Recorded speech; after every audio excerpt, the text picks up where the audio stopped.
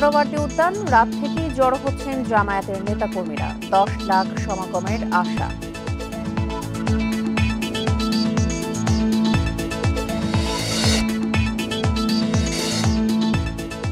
জুলাই শহীদের আত্মত্যাগের ফায়দা লুটছে জামায়াত।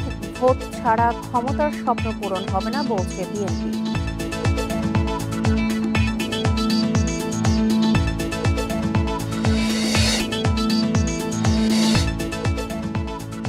জুলাই পদযাত্রা নতুন মাত্রা এনেছে এনসিপির রাজনীতিতে। নির্বাচনের সম্ভাব্য প্রার্থীরা মাঠে সক্রিয়।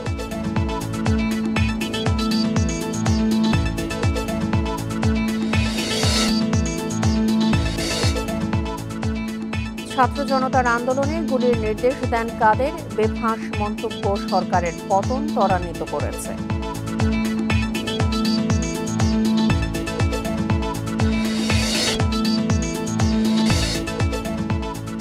গোপালগঞ্জে হামলা সংঘর্ষের 3 মামলায় আসামি 2600, কারাগারে 164 জন।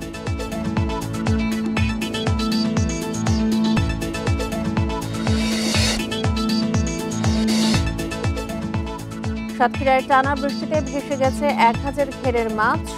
ব্যাপক লোকসানের শঙ্কা চাষিদের।